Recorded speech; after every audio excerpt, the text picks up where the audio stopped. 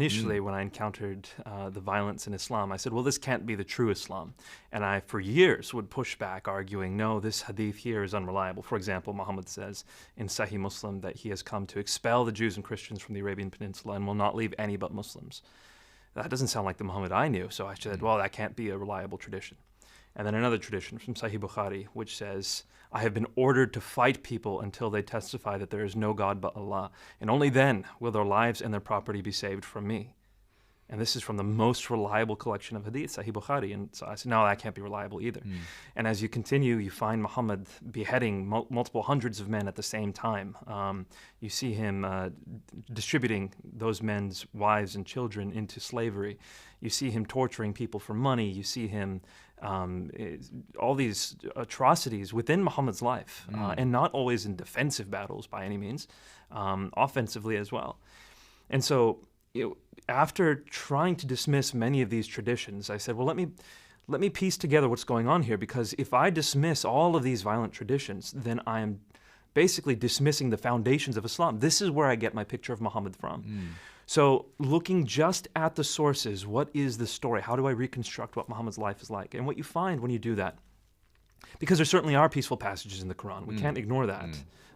Like chapter 2, verse 256 of the Quran, which says there's no compulsion in religion.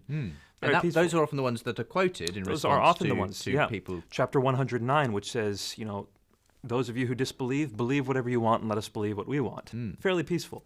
One of the ones that's I can't say this without laughing a bit, but so abused is chapter 5, verse 32 of the Quran, which says, if you kill one person, it says if you kill all of mankind. And if you save a life, it says if you save all of mankind.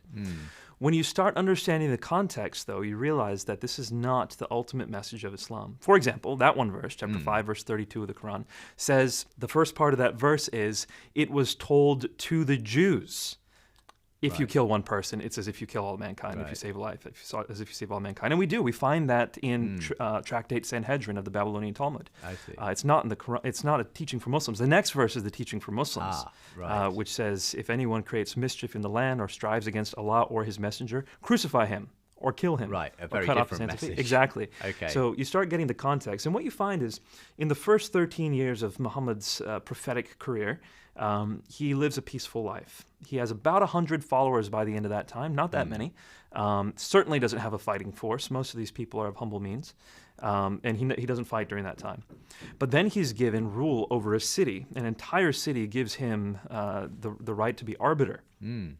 From that moment until his death, approximately 9 to 10 years, he personally participates in or deputizes 86 battles.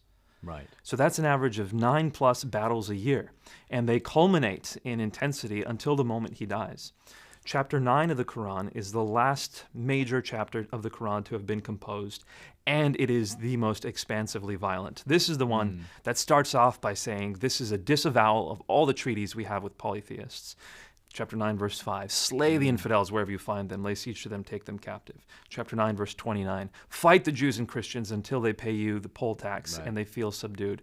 Why? Chapter 9, verse 33, Islam has been made to prevail over every religion. So, I mean, chapter 9 is the most violent. It's the culmination of the Islamic message. It's the marching orders that Muhammad leaves Muslims with, which is why when he dies, Muslims conquer 1/3 of the known world within 150 years. Right. These were the messages. By the sword. Well, it's complex. Once again, they would tell places, if you do not convert, then you have the option to pay a tax, and if you don't pay that tax, then we will fight you. The jizya. Exactly. Yeah. So it was expanding into territory. The first option people were given was conversion. The second option was paying a tax, and if that didn't happen, then it was by the sword.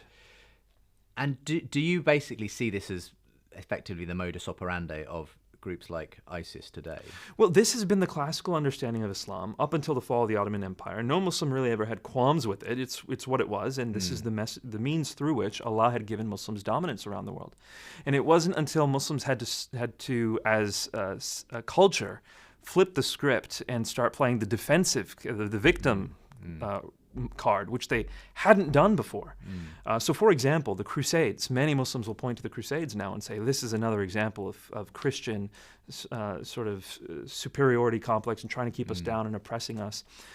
The Crusades were never even discussed in Islamic literature. There was no Muslim or Arabic word for Crusades until Christians came up with one in the 19th century. Okay. It just wasn't a part of the Islamic mentality until the Ottoman Empire fell, the Islamic world started losing its power, and then these discussions started happening. And that's why you don't hear the phrase, Islam is a religion of peace, until the 20th century. That simply wasn't a phrase. It was never said. It was never thought. That wasn't the way Muslims had thought up until that time.